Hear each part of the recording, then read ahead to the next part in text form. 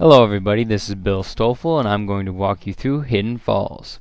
I created this Battlefield 2 level for the online community tournament 21st Century Warfare. Hidden Falls is a conquest-only map in which two teams fight for 5 separate points.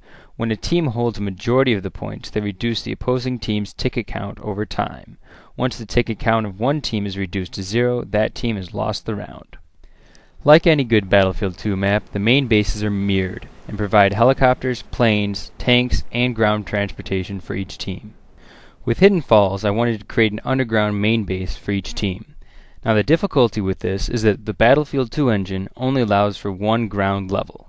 So anything that is underground has to be created using the existing building models. So in the case of the main bases, I created the underground areas first and then concealed them with larger building models and other platforms on top. So now you'll start to see the underground portion of the main bases.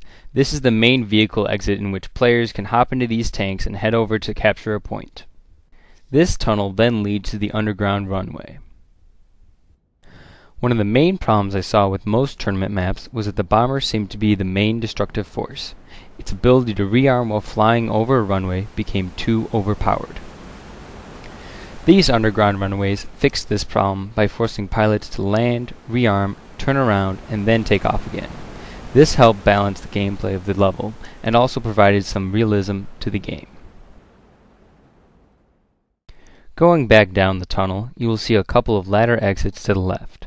These exits provide easier access to the ground level above the main base. Many times during conquest maps, players would try to steal the enemy's vehicles, planes, or helicopters. These ladder exits would give them limited access to the underground main base.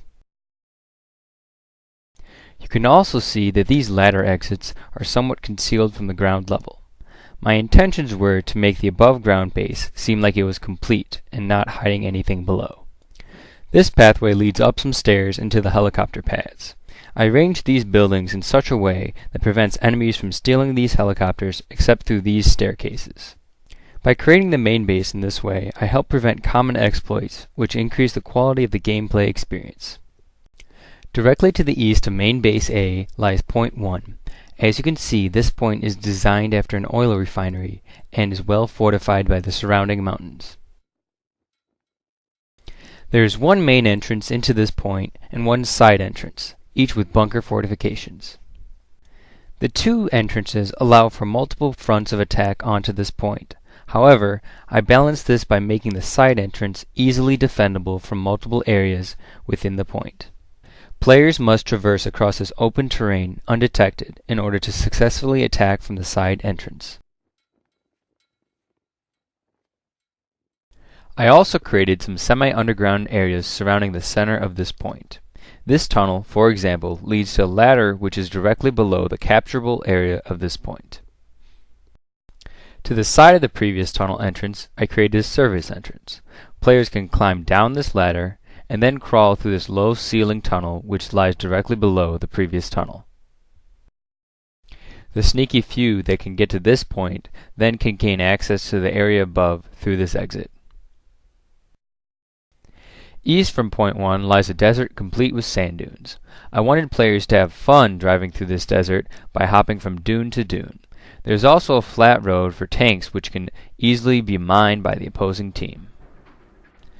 Now at Point 2, you can see that this point is designed after an oil field outpost. There are 3 entrances into this point that are easily defendable, and the capturable area lies directly in the center of the point. From the ground, players cannot see over these tall fences. However, I added a train on one side of the point that players could climb on top of and then jump over the fence. Where the players would then land, I placed multiple boxes and crates that provided cover and hiding spots for the attackers.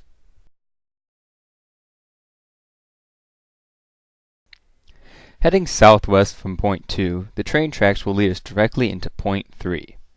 This point is designed after a train yard. To the west of Point 3 lies an overpass that heavy vehicles can use as long as the defense has not already blown it up. Even farther to the west lies a road that allows heavy vehicles to gain access from this side. To the north and the south there are fences, however I placed holes in them for infantry attackers to use. And to the east, a road runs north to south and provides heavy vehicles with another front of attack. Once the attackers are inside, it will be very difficult to defend, as these many train cars provide excellent hiding places. Now to help spot the attackers, the defense can hide above this point along this train car crane. As you can see, this spot provides an excellent view of the capturable area. Heading southwest from point 3 along the train tracks, you can see the road that is further west than the overpass. These train tracks will then lead us into point 4. Point 4 is designed after an industrial complex and provides for many fronts of attack. This point is split into two sides, the north and the south, separated by the causeway. Vehicles can cross this water or can go around to the east in order to reach the capturable area on the south side. The south side has entrances to the north, east, and south, and on the west has ladders reaching into the ocean. As you can see, surrounding the capturable area there are many buildings and other models that provide cover for infantry. While inside the capturable area it becomes a maze of boxes and crates, making it a nightmare for defenders. The key defensive strategy to this point is to keep the attackers outside the capturable area and in plain view, by all means necessary. To the southeast of point 4 lies a road that will take us all the way to the final point, point 5. Point 5 is designed after an underground jail. The artistic design for this point came from such jailhouse movies as The Shawshank Redemption. This point is fully fortified by hills on all three sides and has only one main entrance.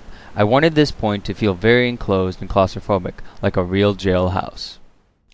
The underground jail has two entrances, one in the front and one in the back. I made them even more fortified by not allowing players to see inside from the outside. The underground jail also has jail cells that provide excellent hiding places for stranded attackers. Making these jail cells took a lot of time because there were no pre-existing models that looked like jail cells. In the side of one jail cell lies a wooden box that when blown up reveals an underground hidden passageway. This passage then leads to an exit under a waterfall. After playing this map often, players will become aware of this and will be able to use this secret passageway as a front of attack.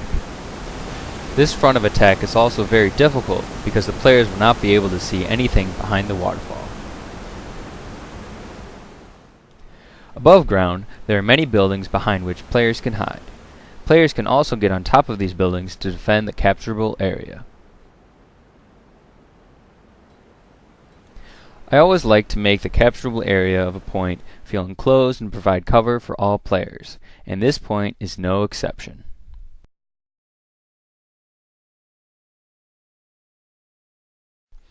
Now the main reason this map is called Hidden Falls is because of the many waterfalls that place between points.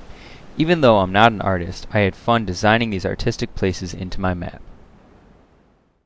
I also designed some nice rice fields that add some different artistic flavor to the map.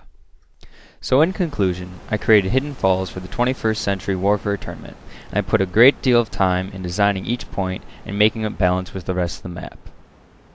You can download this map from my website shown after the credits. Thank you very much for taking the time to watch the developer diary for Hidden Falls.